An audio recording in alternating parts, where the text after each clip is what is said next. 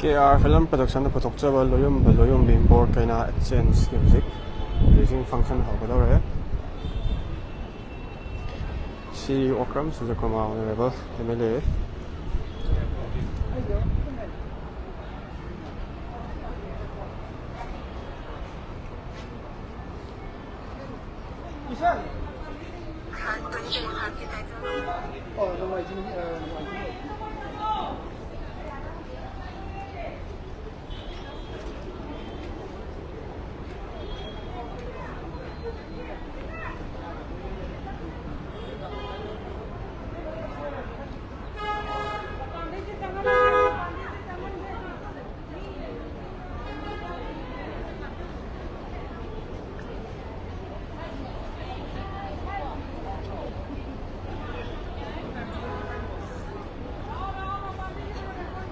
makeup artist sama the hero nila Isaac.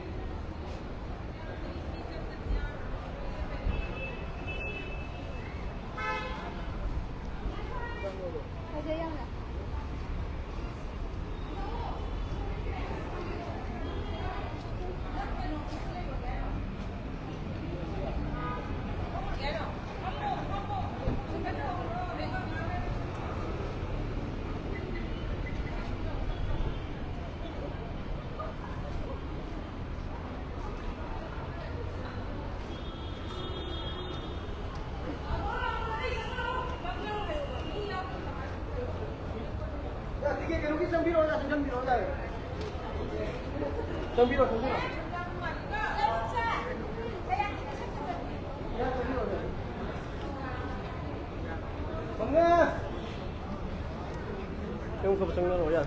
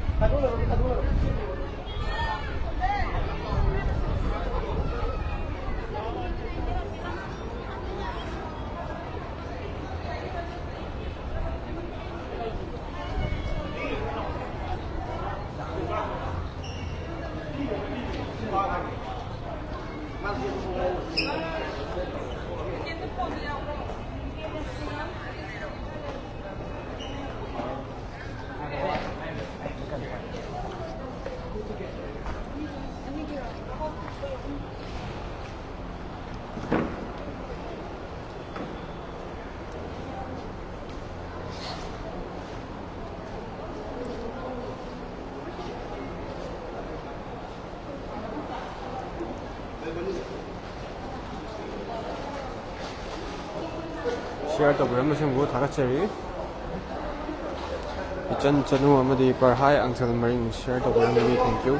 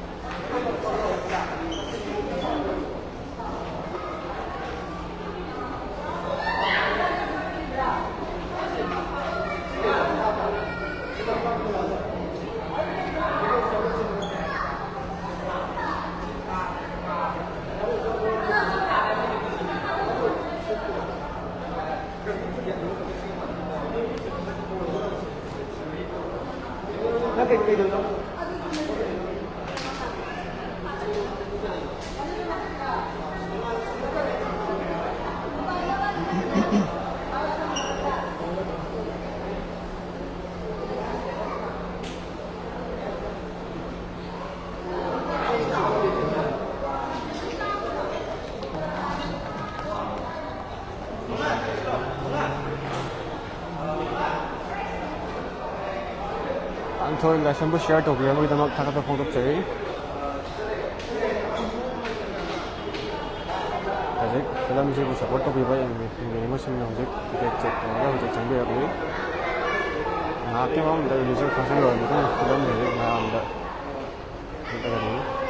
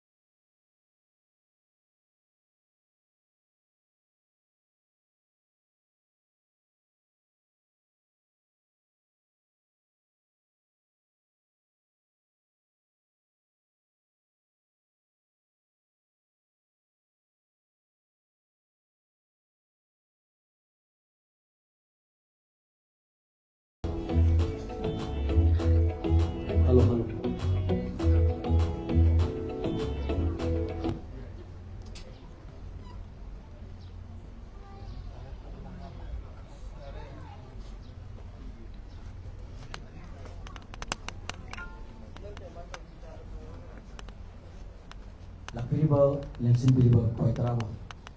KR Film Production ko di Manila po studio ni Pekeri Rawatiano sa ni kay kuno sa Nasage yang sama season ko film releasing orang loyong ba loyong bi ba Holy bo kay na exchange sa ako na mahana kang drama ko na ko loyong bi na kay kan sa ni ahan ba so niam jara mai pa sa kam tu ani su bi so sida film sida kumbiri ba men ka sa di crew members sa kan mekan mo na Rawatiano ani su bo yona resto bi from sig dam ko na hazar ba tam sana adam la piri ba ba nasi si ko ni ke exam dai ba ba tuan-tuan dam to thong de number mereka maka tanah itu mereka lakukan guessing ko su bi dalam lagi nasi kita masih precise to punya bidang pegang kayak kenapa sari film kesang betul di mana di ba film mana itu siapa yang itu di ba di mana handa sari dalam susukan sama masih kita masih precise to punya itu betul di hati nak masih sari masih kita masih serius kan apa itu itu yang dikatakan ini honorable emily mau SND konsultasi di mana handa sari besar program Susukumar sekarang masih kita serius maka tanah Councilor Ward Number 9 Hubang Municipal Council ni mana ada saya juga ibu semua mereka masih kita masih kasut honor na dekat bila bagus saja. Kemarin pertama kau pilih wangken jelas persegi mana ada saya kena konsumsi lerong tel ningal gram persegi kategori perdana Salam Kumar Merta Kenapa Universitas Kau kesebutan seharusnya maka tanah lengkap diri bahawa dengan sendiri bahawa seges presiden Amerika Soekarno film produksi di Megaliki Samba dengan penonton begini film masih produser dan lebih bahawa Ronaldo Mutum lengkap diri tanah seges presiden Amerika Soekarno akan dapat dengan penonton begini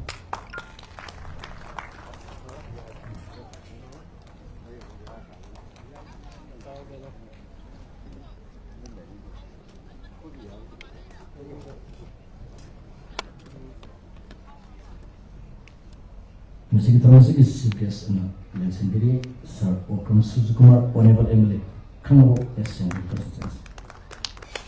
ada saya kata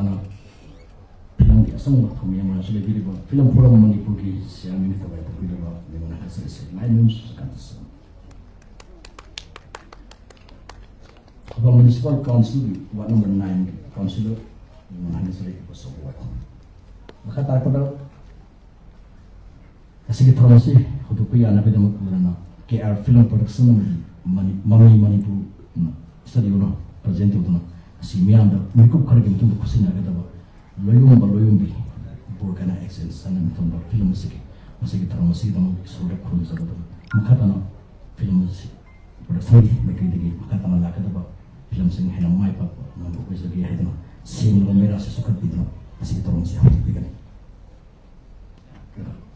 masih sing merah sesuka pada sambil bikin ini kita masih producer amati director film production di amati dia boleh dia melihat pergerakan itu merah bikin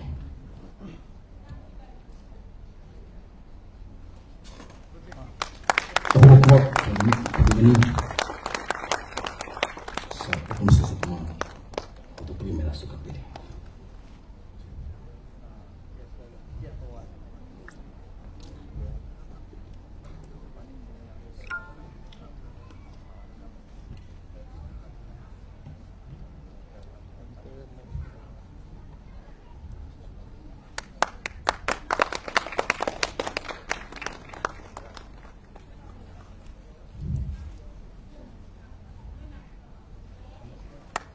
Sonia, yang mengenai yang baru mereka memanai sebagai KR Film Production menjadi Mami Manipur Studio ke sehingga belum yang tian bawa tu betul dah film si nombor si tak kena itu masih si yang tak sih mereka ni ꯑꯣꯏꯗ ꯁꯤꯜꯂꯤꯕꯅ ꯁꯣꯏꯅ ꯃꯌꯥꯝꯅ ꯌꯥꯝꯅ ꯔꯤꯜꯁꯇ ꯌꯥꯝ ꯁꯦꯝꯅꯈꯤꯕ ꯑꯗꯨꯒ ꯌꯥꯝꯅ ꯐꯖꯕ ꯑꯗꯨꯒꯨꯝꯕ ꯐꯤꯂꯝꯁꯤꯡꯁꯤ ꯌꯥꯎꯔꯤ ꯃꯁꯤꯒꯤ ꯊꯧꯔꯝ ꯑꯁꯤꯒꯤꯗꯃꯛ ꯋꯦꯜꯀꯝ ꯑꯦꯗ꯭ꯔꯦꯁ ꯑꯃꯗꯤ ꯃꯁꯤꯒꯤ ꯊꯧꯔꯝ ꯑꯁꯤꯒꯤ ꯀꯤꯅꯣ ꯑꯦꯗ꯭ꯔꯦꯁ ꯊꯝꯕꯤꯒꯅꯤ ꯐꯤꯂꯝ ꯗꯤꯔꯦꯛꯇꯔ ꯁꯣꯅꯤꯌꯥ ꯁꯟꯖꯦꯕ ꯀꯧꯁꯤꯟꯖꯔꯤ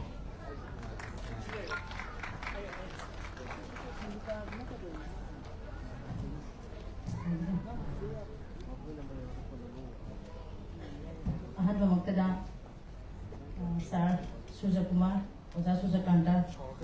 सर इपू चौब वाइखोम लोना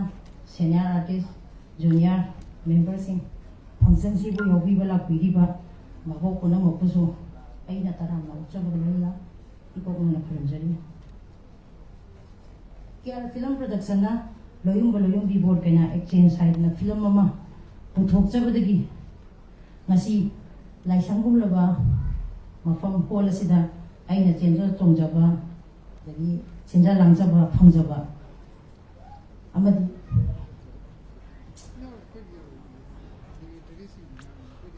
ipa odaburu dagi sir mayam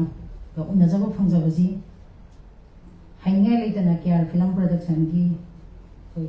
inau Ronaldo motumbusu aina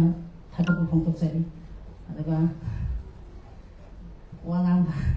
ai tabi me ang pigani adaga film je singar gadi care film production na moda film mas maina tongina sina first time lakpa kanda ai di ki moina ai moda smai hai ise film mo na ni je na album gumba short film gumba wave gumba oiragadi kashi pai de feature film pai de yam ki ai di tichuna temam de ai di yam no liba tam ba ho tangai li bo ado ai film pai bi titina te na hai mo da do angang ni ise ko jo pam bai taw bani ado khangna bu kana bai ti ko te de ise ro ko ni sum thenga da de si jo khara sum mo ne pam jo khara lai ko de apa de yang taw se mana hai ra film je taw we ado ai ni am khang bi ra taw bi na cha di ado ba film sida ai ni am roina haijening ba amna film je tongina ba kanda koi sahi ama la leure corona gi matung dagi ko adu ba manipur gi film gi market che pura sengna ga look khre ko market sing kai le traba time sida film ko mai to de no na aina producer gi oina ware adu aina film gi crew member hai ta le dum loina makeup or artist the costume music director mayam ju loina mak ta aina amkan hobdo ga yeng ai sumaina film ma to gi na khali adu ai paisa di leite ha di sel leite ko ade market su leita bina ado mayam dagi support tang pa mi hai ba kan da gari ta chingna da bi da ko loina mu ka thok pi ra pai da hari moina samna kana artist ma wai bai ba se paisa gi am ma thok tai sel gi ma thok tai ado isi na hai ba bu marup na hai ba bu hai dina ayam ba na ka thok gi saruk oi daga yam line film je hai ba di line hai ba di film number du na ta ba aina madi paisa gi wa ga da ba adu sumwa wa han da bi da ko pangak pana yang boy ba ita da moi me an hai de kem da na de ba manipur film je mang bu sunya ya de adu na amuk tang di chakhalam je hai ga pura full support of gira ko moi me an asi ba dei artist crew member adagi music director mayam pura muk si ba di ai thamoi seng na harau ba phawe du ga moi gi laman sai ton sin jare moi me ang support tagi ai stage ta yo ba ngam bani moi na pang biram ju ke ingam moi ba aduga sengna aroi badai tenda pang katang hai jage ai di first time ne smaina feature film moi na taw ko je ado ai ta sengna yang kana knowledge lai na ta bani na ai gi direction da kari gumba soi gi banga gi ba yaw ba su ko mayam na ade ma je na ujari bagini haita bagini na thandok bi raga na pi wo da ba hai si mai ni ro tholo ka jo e sonia na gi direction gi area do si ma pa ji kitang soli ga na ko ai mo da dum suggestion do bi ro mo ba ai lo je gi ba wazai sing na nawi bini na khang de ba duga paman bagi taw ba hai tare adu dana phajaba thi bu mayam ni nga ga mo da dum comment taw bi ro ai ni sing tok so bagi tanza ma lo je ge aduga crew member makeup artist costume designer hero heroine loina mak adik mama pa sa ba puna mak mayam sing jina sen di matang ji de dum han da jo hai re matik na dre adigi matik sacrifice taw bi de sigi la man ji me dei ton sin jara bane ai ni matang sa ba kan da mayam thora ke noi mayam gi support ke film je mai pa no sin jaba dinga me Ado mayam film yengaga khangminarasi kamai tawbuno haibado ai si kitang tenta ngara losinjage.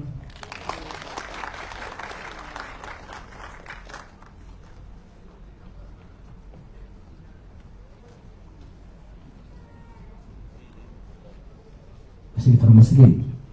lapiri basing harap yang mengubah film seda kumbiri buat kas kriusnya seperti bila pusing dan untuk kita film di teater hanya nak apa pun saya maka terpada masih termasuk kalau kita hampir uang urus kembali lagi dan kena siap cinta tak segas sar honorable yang mereka nak buat si sar akan sudah kemana saya tak apa meeting maka lain nomor sari orang akan bertemu sar uang urus whenever I'm like, I'm going to sister or comes to come procedure.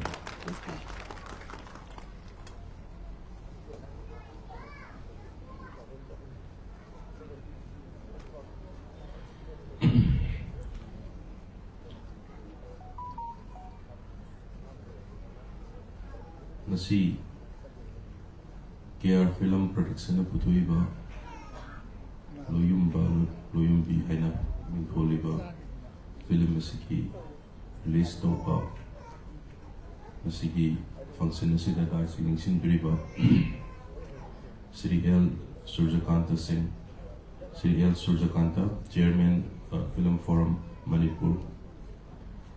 aduga koigi guest of honor gi phamam lingsin biriba Sri Botso Waikom Councillor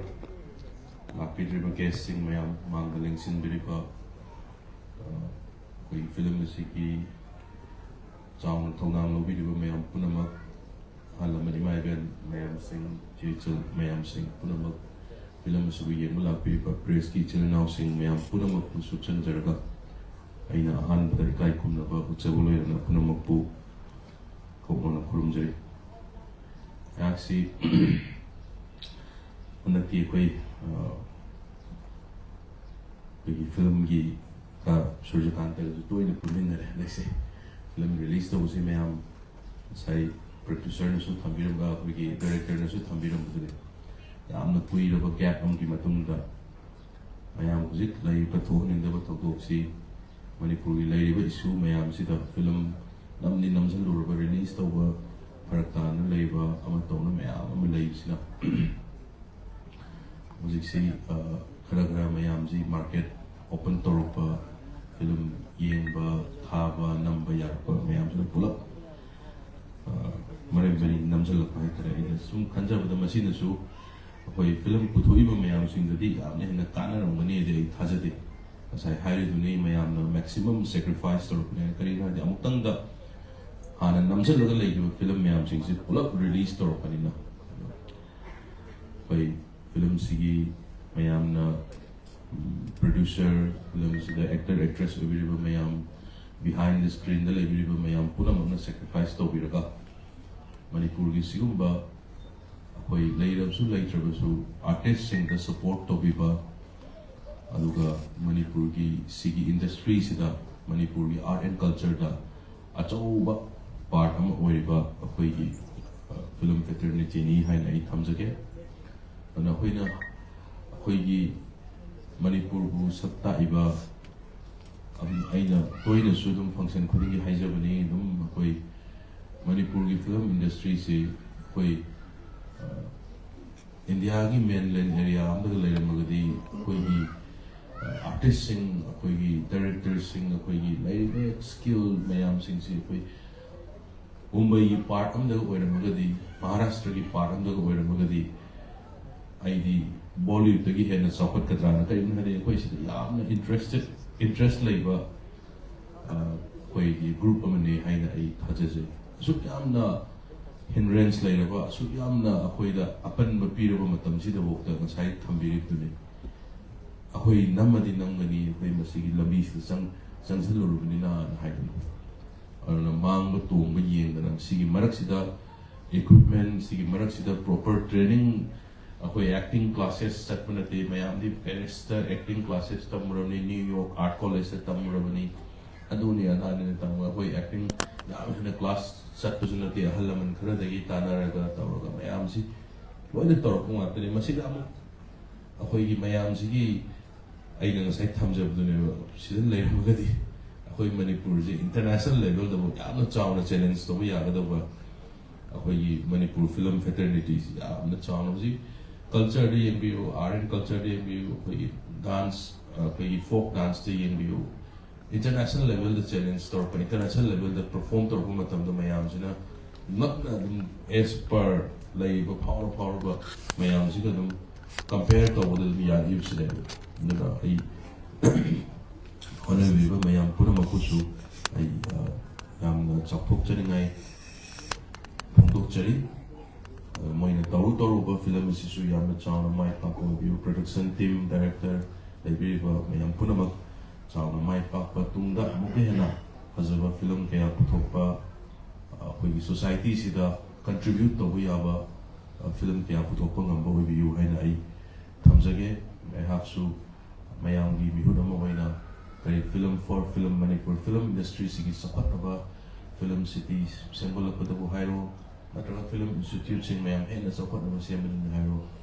manipur gi film related level manipuri culture related level mayam hiram kudin nokta हानसु अंगंबा यहाकी idea यहाकी अंगंबा मतेंग तौदुना दुम लाक्सरी तुंगद लापदसु मयामगी थौजाबना अंगंबा मतेंग तौनबा होनजगे हाइबा वही खरसि थमजरगा मेन वेनदी मयाम सिनेमा येंबा लापीबनी फिल्म सिको रिलीज तौयु लापीबनी ना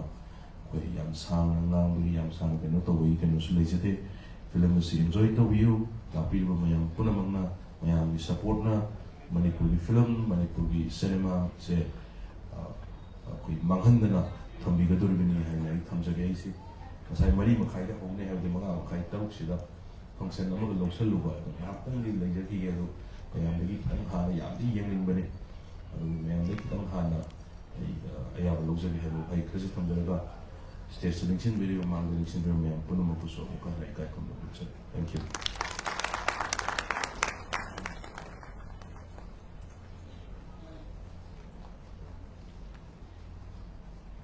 Asik termasuk sebiasa saya beri besar honorable kamu asik seorang sudah kemarin saat dipamungi batang dia na masih dia sesuai sabi dengan tu bekin lah maka termasuk sana ada kemungkinan maka tak film city itu tuan-tuan film industri sih malah dapat tom sini sabi mereka degi nasi potong dia potong dia dan uang betul sabi kan besar asik termasuk kasop honorable yang dia tak betul begini masuk saya bersama Wacom TMC Ward Number 9 Council saya present saya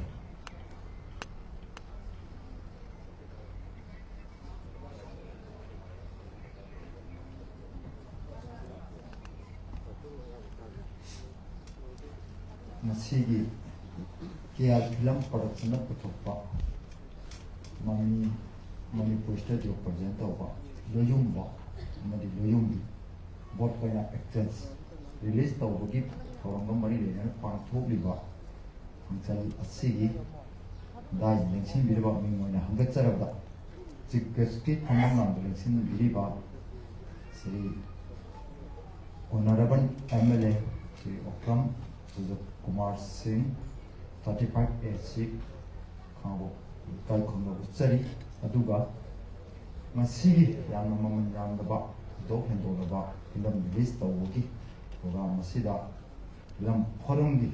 yamen oibiriba mingon hangatcharabada Sri L Sujakanta busu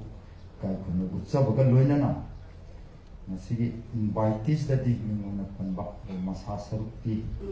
yaw khidraba ani busu mingon panjadra busu gasok ngagi phamam de sin biba haita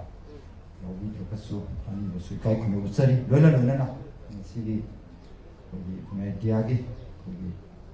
kogi coverage pibi ba sinau sinbu suitai kunobo sabu galona na masigi tongan ba film masigi agogi artisan sing amadi gajan sing lengbe ko khwai puno ko yana ko munjo galona na kunjai bo kham sima hamjari yana pajaba kai bitai ko sha ni mo pen phana akpiram Satanji, bila sangkak tua hoina, anak sang dari dapat telap naik kita, umari makai patung di pihak dohau jadi, kami kita bila sampai ꯑꯗꯨꯅ ꯃꯁꯤꯒꯤ ꯑꯩꯈꯣꯏ ꯃꯅꯤꯄꯨꯔꯒꯤ ꯊꯣꯛꯏꯕ ꯏꯝꯄꯦꯛꯁꯤꯡ ꯁꯃꯥꯖꯗ ꯄꯤꯔꯤꯕ ꯂꯝꯕꯤꯁꯤꯗ ꯉꯁꯤꯗꯤ ꯑꯩꯈꯣꯏꯒꯤ actor ꯑꯦꯛꯇ꯭ꯔꯦꯁꯁꯤꯡꯅ ꯂꯧꯔꯤꯕ ꯔꯣꯜꯁꯤꯡ ꯇꯣꯉꯥꯟꯕ ꯑꯩꯈꯣꯏ ꯃꯅꯤꯄꯨꯔꯒꯤ ꯀꯜꯆꯔꯁꯤꯗ ꯆꯥꯎꯈꯠꯂꯛꯄꯒꯤ ꯂꯝꯕꯤ ꯑꯃ ꯑꯩꯈꯣꯏ ꯃꯅꯤꯄꯨꯔ ꯄꯤꯛꯂꯕ ꯂꯩꯕꯥꯛ ꯑꯃ ꯑꯣꯏꯔꯒꯁꯨ ꯁ꯭ꯀꯤꯜ ꯈꯨꯗꯤꯡꯃꯛꯇ ꯌꯥꯝꯅ ꯑꯦꯗꯚꯥꯟꯁ ꯍꯥꯏꯕ ꯈꯨꯃꯥꯡ ꯆꯥꯎꯁꯤꯟꯕ ꯁ꯭ꯇꯦꯠ ꯑꯃꯁꯨ ꯑꯣꯏꯔꯤ ꯍꯥꯏꯕ ꯇꯥꯏ ꯑꯣꯏꯁꯨ ꯑꯣꯏ ꯍꯣꯠꯅꯕ ꯌꯥꯝ ꯀꯟꯕ ꯂꯩꯕꯥꯛ ꯑꯃ ꯍꯥꯏꯕ ꯇꯥꯏ ꯊꯝꯕꯤꯔꯝꯕꯗ ꯑꯗꯨꯅ ꯉꯁꯤꯁꯤ ꯑꯩꯈꯣꯏ ꯏꯆꯥꯁꯤꯡꯅ ꯄꯨꯊꯣꯛꯂꯤꯕ ꯐꯤꯂꯝꯁꯤ ꯉꯁꯥꯏ ꯑꯩꯈꯣꯏꯒꯤ ꯏꯆꯥꯅꯨꯄꯤ ꯍꯥꯏꯅ ꯍꯥꯏꯕꯁꯨ ꯌꯥꯔꯦ ꯌꯥꯝꯅ ꯑꯌꯥꯝꯕꯅ ꯗꯤꯗꯤꯀꯦꯠꯅ ꯑꯌꯥꯝꯕ ꯇꯧꯔꯛꯄ ꯐꯤꯂꯝꯁꯤꯒꯤ ꯃꯥ ꯏꯗꯤꯇꯤꯡ ꯄꯤꯕꯗ ꯍꯥꯏꯇꯥꯔꯦ ꯔꯤꯂꯤꯖ ꯇꯧꯅꯕ ꯃꯤꯄꯨꯝ ꯈꯨꯗꯤꯡꯃꯛꯅ ꯌꯥꯝꯅ ꯀooperation ꯄꯤꯕꯤꯔꯛꯄ ꯃꯁꯤꯒꯤꯗꯃꯛꯇꯁꯨ ꯌꯥꯝꯅ ꯍꯥꯏꯅꯤꯡꯉꯥꯏ ꯂꯩꯇꯅ ꯍꯥꯏꯇꯥꯔꯦ ꯑꯩꯈꯣꯏ ꯂꯝꯗꯝꯁꯤꯒꯤ ꯑꯩꯈꯣꯏ ꯊꯥꯒꯠꯄ ꯍꯥꯏꯕ ꯇꯥꯔꯦ ꯈꯨꯗꯤꯡꯃꯛꯇ ꯑꯗꯣ ꯃꯁꯤꯒꯤ ꯄꯣꯠꯁꯤꯗ ꯑꯩꯈꯣꯏꯁꯨ ꯌꯥꯝꯅ ꯈꯨꯗꯤꯡꯃꯛꯇ ꯊꯕꯛ ꯈꯨꯗꯤꯡꯃꯛꯇ ꯑꯣꯖꯥ ꯒꯨꯔꯨ ꯍꯥꯏꯕ ꯄꯣꯠ ꯑꯃ ꯃꯃꯥꯡꯗ ꯂꯩꯔꯝꯃꯤꯕ ꯆꯠꯅꯔꯝꯃꯤꯕ ꯂꯝꯕꯤꯁꯤꯗꯒꯤ ꯑꯩꯈꯣꯏꯅ ꯇꯝꯖꯅꯤꯡꯉꯥꯏ ꯑꯣꯏꯕ ꯍꯥꯏꯇꯥꯔꯦ ꯑꯣꯖꯥ ꯒꯨꯔꯨ ꯅꯥꯏꯕ ꯍꯥꯏꯕ ꯇꯥꯔꯦ ꯊꯕꯛ ꯈꯨꯗꯤꯡꯃꯛꯇ ꯃꯁꯤ ꯑꯩꯈꯣꯏ ꯇꯠꯅꯕ ꯊꯥꯅꯕ ꯌꯥꯗꯕ ꯊꯛꯁꯤ ꯈꯥꯁꯤ ꯍꯥꯏꯕ ꯇꯥꯔꯦ ꯅꯤꯌꯣꯝꯁꯤ ꯑꯁꯤ ꯉꯥꯛꯅ ꯆꯠꯂꯕ ꯁꯤꯁꯇꯦꯝ ꯈꯨꯗꯤꯡꯃꯛꯇ ꯑꯩꯈꯣꯏꯅ ꯊꯥꯡꯂꯤꯕ ꯂꯝꯕꯤ ꯈꯨꯗꯤꯡꯃꯛꯇ ꯑꯩꯈꯣꯏ ꯃꯥꯏ ꯄꯥꯛꯄ ꯉꯝꯒꯅꯤ ꯍꯥꯏꯕ ꯋꯥꯐꯝꯁꯤꯃ ꯊꯝꯖꯔꯒ ꯉꯁꯤꯒꯤ ꯐꯤꯂꯝ ꯁꯣꯒꯤ ꯃꯇꯥꯡꯁꯨ ꯂꯩꯕꯅꯤꯅ ꯋꯥꯐꯝꯁꯤ ꯊꯝꯖꯔꯒ ꯃꯌꯥꯝ ꯈ꯭ꯋꯥꯏ ꯄꯨꯝꯅꯃꯛ ꯑꯃꯨꯛ ꯍꯟꯅ ꯊꯥꯒꯠꯆꯔꯤ ꯍꯥꯏꯕ ꯋꯥꯐꯝꯁꯦ ꯍꯥꯏꯖꯔꯒ thank you all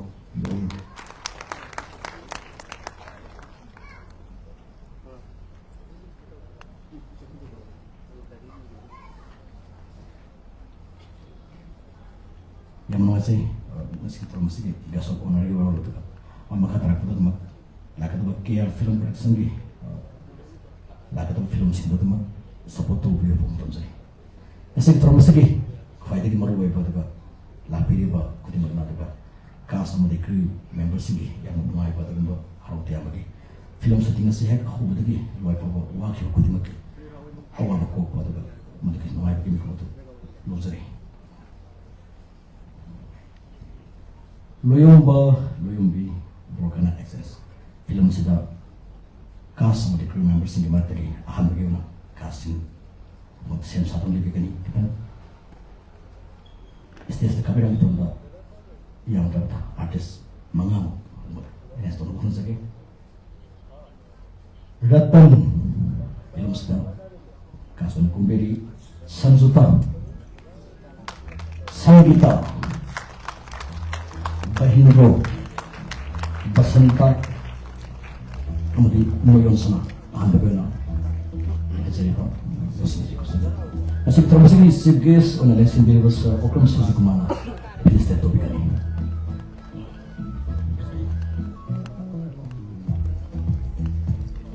Ratan Sanjuta Sanggita Bahindro Basanta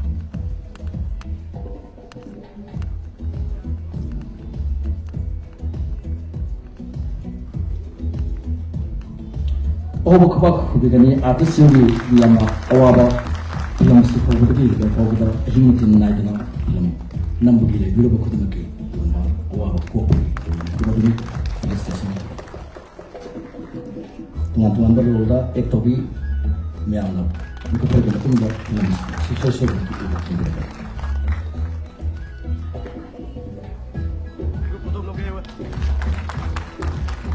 Makatana Noyon Sana Surbala Arundas Ratan Live amadi Tontin Noyon Sana Surbala Arundas Ratan Live Tontin amadi Tinbi Haiba Enta singa sake Ika bendo disini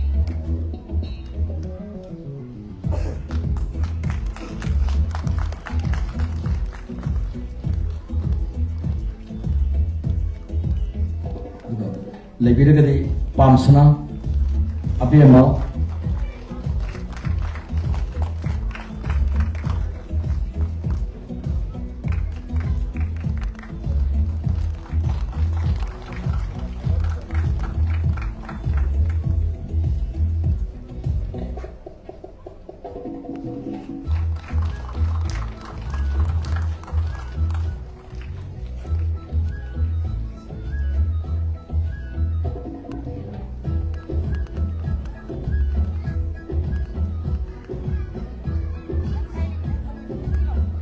hobo kubat kumat lihat film jadi loyomba loyombi bukan access kita sering saya katakan saya meeting mai pak ko video itu saya kata apa tapi Thompson and mai pak yang next one Thompson maka pada nasi kita masih guest of honor sama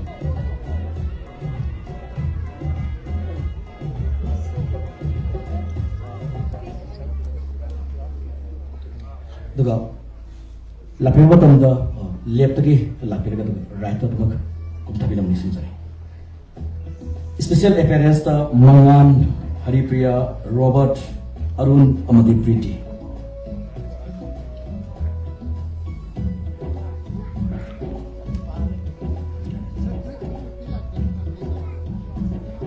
film seda special appearance na Mangan Haripriya Robert Arun amadi Priti lapir kadi honest sa kapir no kosin sari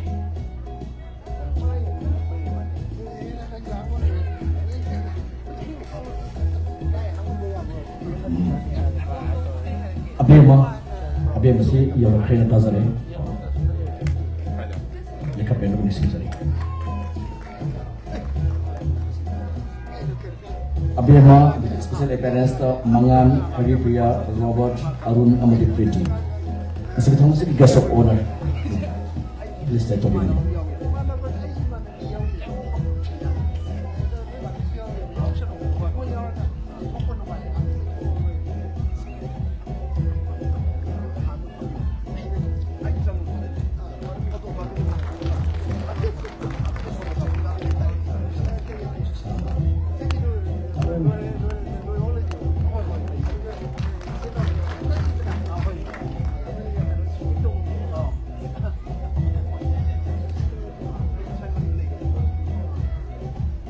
makatana unsik Thomas ki president sensa ngale bikan ini hojoji thazaliba tunsiki music director daga film sigi music director hojoji myamna yang pam thamoi thumna pani kana sumagi sei music director bibiriba Sanjoy Benes the one and only Sanjoy Benes hojoji thazaliba tuin oide silibana sum film sekian main song segi music director Sanjoy Benes singer Rahul Asem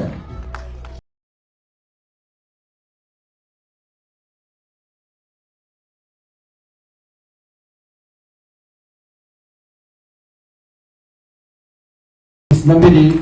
film sasina release nambiri segi music ase Sanjoy Benes na film bagadi release tamla moyatna Sanjoy Benes na ahin kya tumdana to kram isi bhajan si ke sian ki ba daga isi sakpa Rahul Asem agi maruk daga pusparani film basitan kamu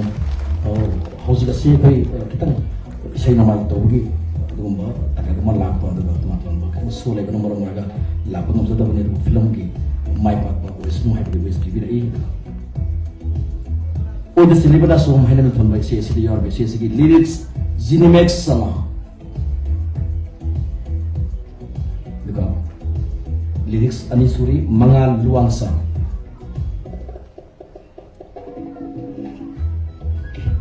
yang mengaji dasar anda hamam se laki hai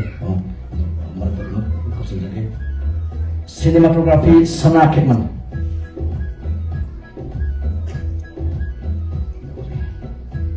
assistant camera Avinash guest camera koin hazar bata Zeki Sobrakon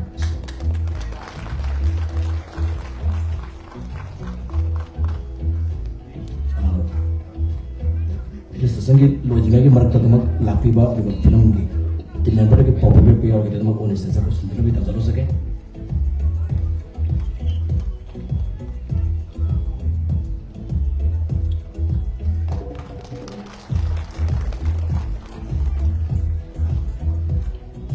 अभी sir तमो अगर sir ये guest honour sense आरो भी begin makeup film से के makeup थोस्ना सलाम Husna Salam makeup yang meruai film sudah jauh lebih bagus. Kira lagi tu ini voice nasal. Sekarang masih kasih orang kiri assistant makeup Sweetie. Assistant makeup Sweetie.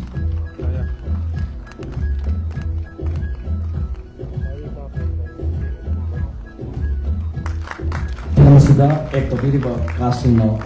sana bawa video sing design tapi costume designer Mang Lerabo Manglem Nintuzam Manglem Nintuzam.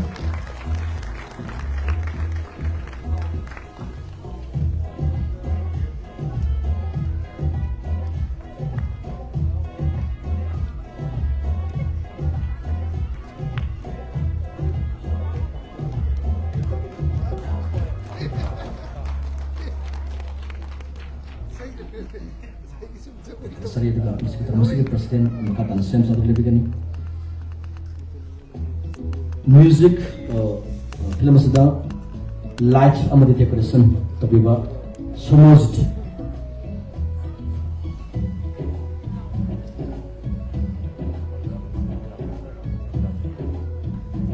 film segi screenplay tapi story akusam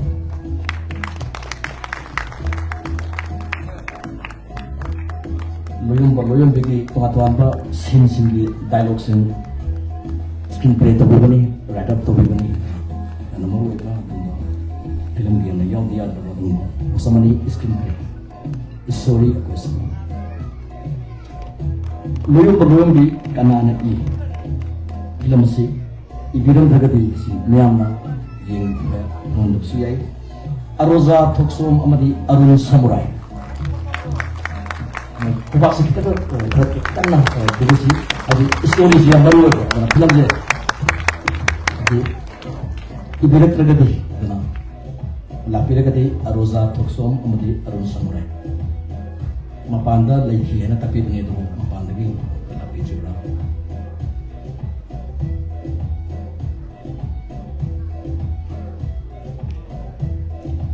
okay si termasuk di persejalan han boy film masih tamuan itu kumpiri cast sebagai crew members yang menona sehingga sebenarnya itu yang istirahat sini itu soal kibar lang kibar na kisah dia itu sebenarnya orang di mana maka tahu pada sana hena mai pang hena itu pun begitu.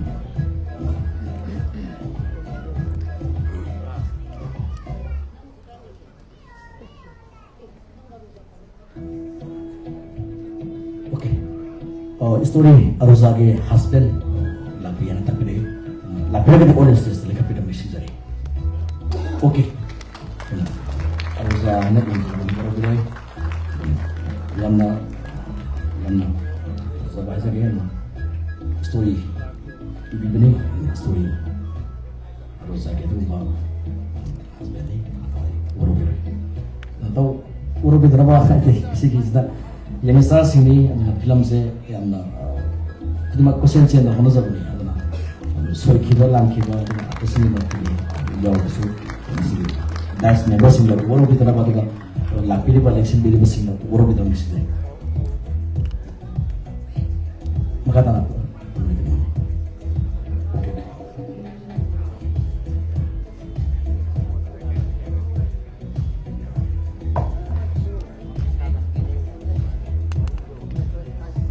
film segi main cast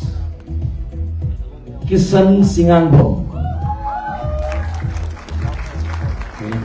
saya Saikong Kelvinson Orgon Kisan kita apa kayak itu kita jadi pengetahuan film kiamat line up terlebih atau yang lebih dapat sem satu lah syuting itu na rilis tahu kita lebih tiap tahun padro lagi lo saya Saikong juga Kelvinson juga Bhumika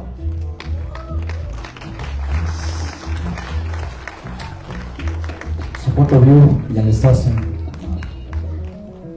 lah pada film segi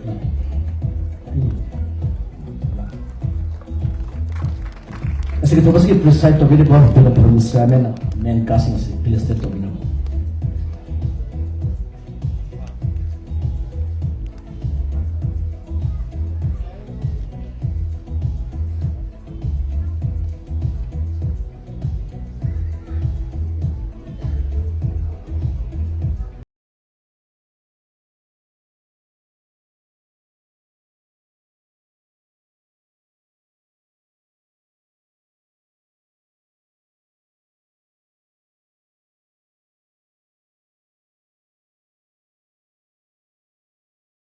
Ono kubak pun gani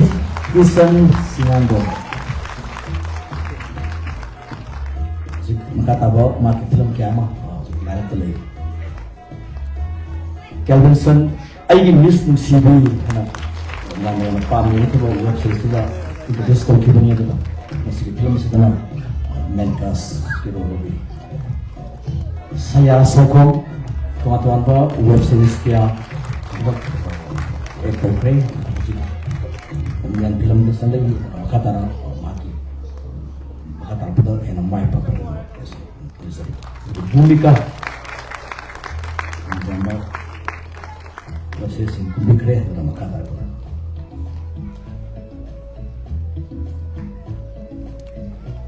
film segi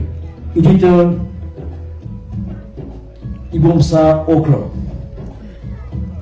film segi sensible sekali sembilan Guess itu tahu benar, benar. Film tinggi mungkin dia hasil benar. Orang-orang guess itu tahu benar. Benar. Manipur film juga manipur digital album sih benar benar. Kaya kan editor sih, dia kerja ayam bawa Bali nih tuh so.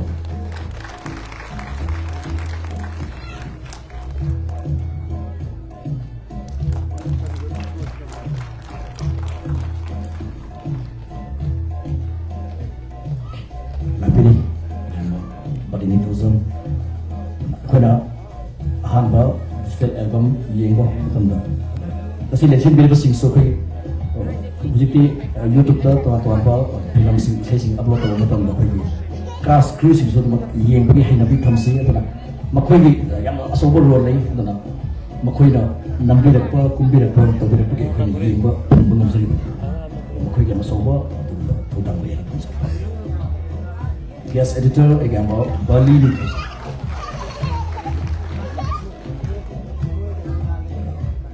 film segi director amati film segi diar bisa segi choreography one and only Sonia Sanzenbo yang bisa kiama mana promosi kabur ni kalau kita ayi mesti CB hanya yang panen kalau web series segi kalau kita direct begitu mungkin ni kalau tu apa music video album nipu misalnya dia sendiri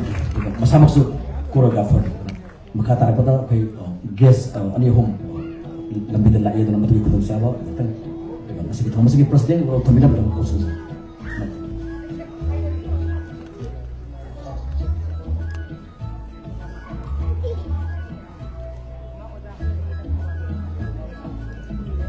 Langsung diri bapuna maku ang matuda ikon manzari masigi film releasing function sigi KR Film Productions ki loyum bi Soniana direction piba film sigi hoto bigi from a house sigi dais legend biba ngaki mamanda chief guest wena legend bilam ba honorable MLA Khabu SCD Okram Sujus Kumar ke kono mutsari gesok already phamon lang legend biba Sri Ibu Soba Ibu Soba Oza ke kono mutsari Alaman Laiguru Launa film ki Pampakta Pavda bilang iba saya tahu bermumpang kudema ikut mencari yang menongai kia film production na inau dan awam maya mama crew cast technical section do artist kudema direction debut oina film da pullaga low budget film ama lalak sidi da matam sanga susangna putul tilang sidi mapung phaba ma udana aba kudol utraba matum khoji formal function religion function pangdu pangam se aduki matik saktok se koi film family masidi in sakthora bani isai isu hengela bani haigi wakalon da yang numaije aigi advice hori ba isai now maru ina na pimsa sabu bachen gumba mayamda ayam toina aije bani masiju tentama tamjage sangi ba khomthang se tarai ba natti mapung phadri ba film ama namaga release tawdringai dadi aigi lisat sajat angang ama oibagi chamjabagi karele kaida natraga maru mapangi yumda kusira sida wangang sangangda thasi kasirun jawdrasu he nang ma haina chalam release to release tawre ngasidi pu omani poe kalida film gi taibong amada poe ba nami leramba ai du natre ngasidi di phauba natraga phaudaba laibak thiba haidina tongan bani tawgudabu nang do nang oidre miyam gi di kari ai section batai naham kai di nang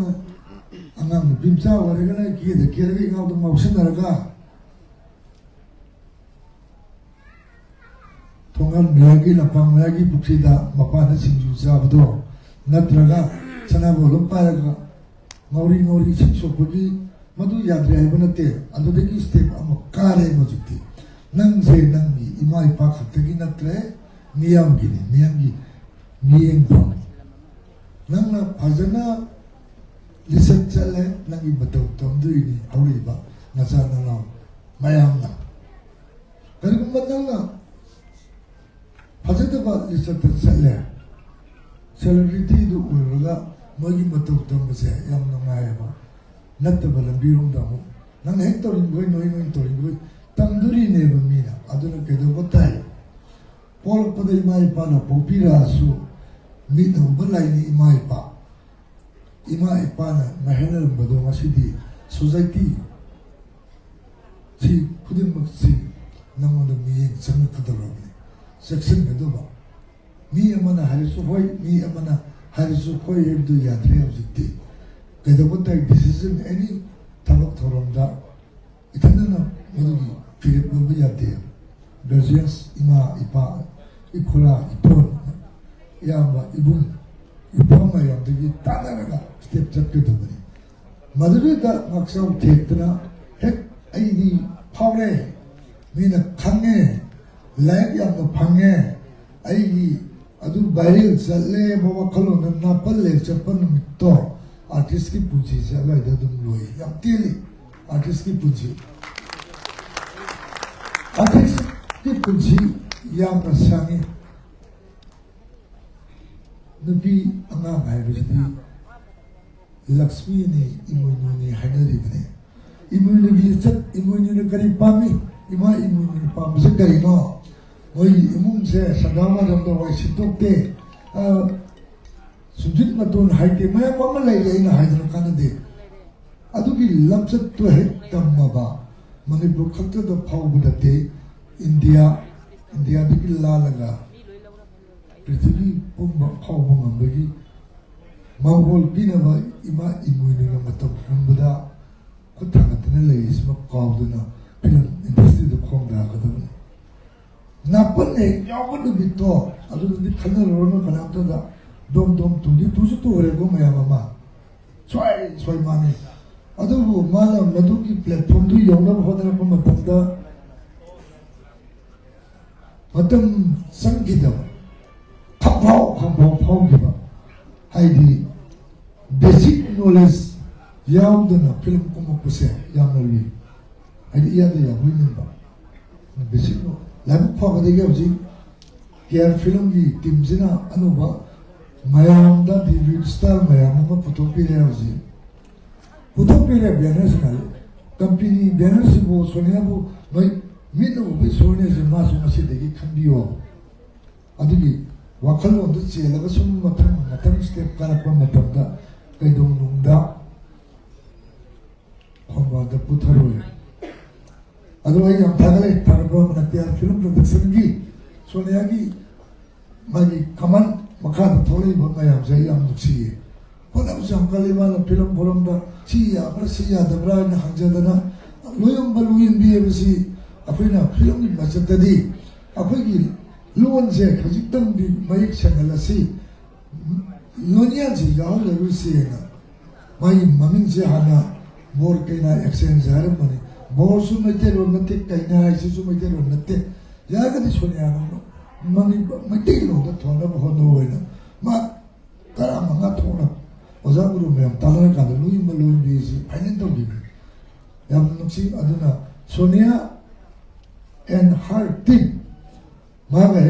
samna ga hor pa mi me am se ai sak tok se mo ji sang yeng amai na men de lam san je to la mai na che ga kal bi ri mi sam to lo ka ni sonia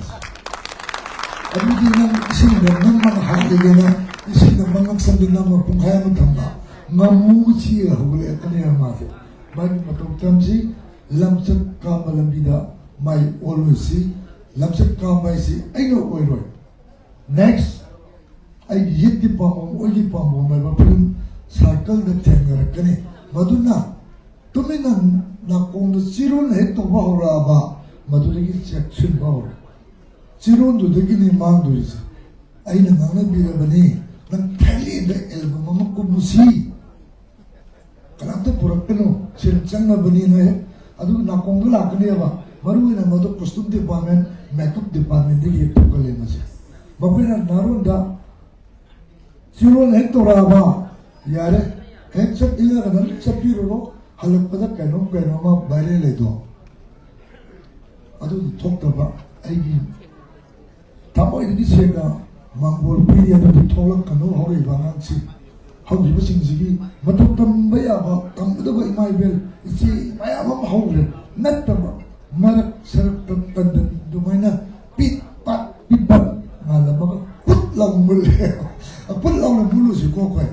My papa Pilamo doesn't know Loyal Balloon. I tension the Chica. Thank you.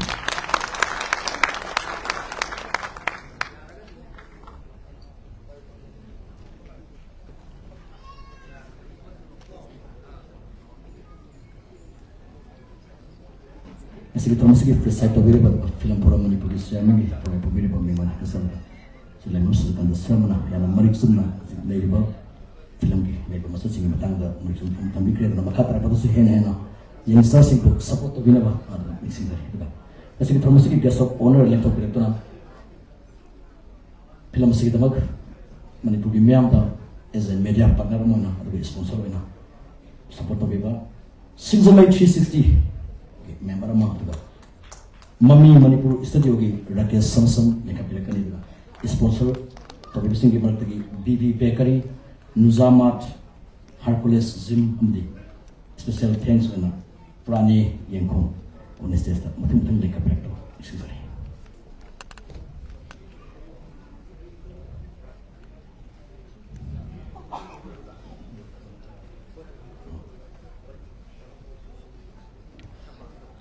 masih kita termasuk di guest of honor media partner 660 member ama Mami Manipur studio gi member Rakesh Samsung sponsor da BB Bakery Nuzamat Hercules Gym special thanks da Prani Yengkong teman-teman kita topin apa sih saya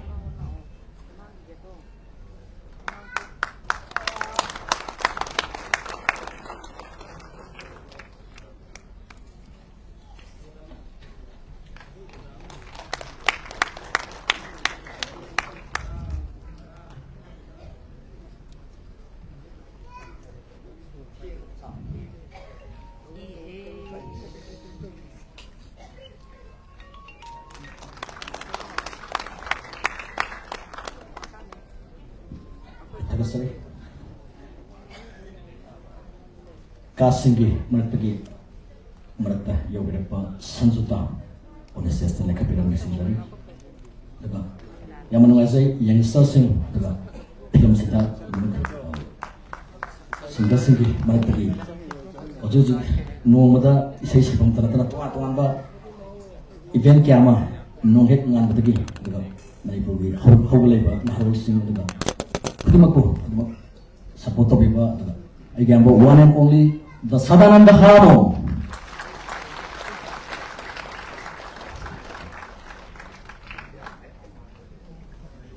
singi martagi Vidya Tokso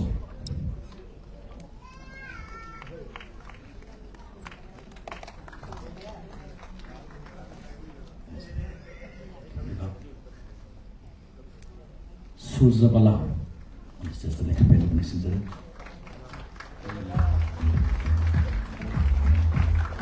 yang masih meski terlalu meski website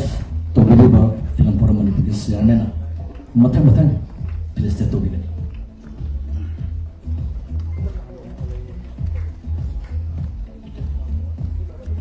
Vidya Toksom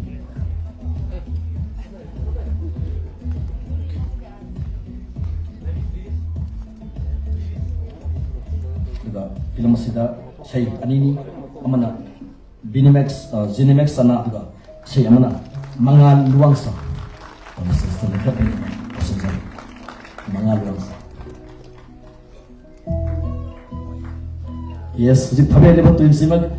agak masa dah hadongi tu buat film sebiar biasa ini. Nongol tak ikhasa enak ni tempat ini, sini.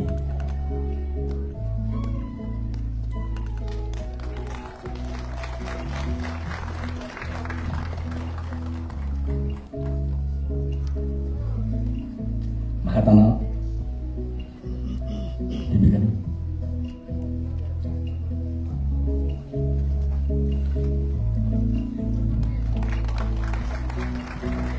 kumasi bersila perintah karena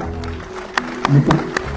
sekian ani di betul betul meanda loyong beri juga do kena exchange yang kusina tadi bersila pada board of change to learn yang film kusina begini film sebagai director Sonia Sanjema mayam ko juri mamang tu first time mo bani ai kitang thakkat kare yam sing na ruda ado lo shalak pajai pung ta ana oi ma ta dang thamma si ma si mi na se ngasai keno to bane function je mayam loi ngai ra ka fazana ho be adu ai yoi na di hana koi atai tai babuk di khang ge du artist di khang bani ai di mai kai pung sunya ya de ba khang gani ko ai di hogi ni hai ba tai min da hogi adu na program ju kai di da mathang manau nau nai na hai ta re ko mathang manau nai na kau thu ga fazana to ga da bu to mayam no matam sa na yo ta bu na maram go ga ngai thok mai sin tawe sigi da makta di atoba lai ba babu da sin na pi gani adu ba hambioro ai hi wara ya da ngang wi jar da i miti pung thok je ko adu na i khang ho jin jabani adu ga lo shalak pada asai agoi gi board ke na exchange lo yum bo lo gi khai film se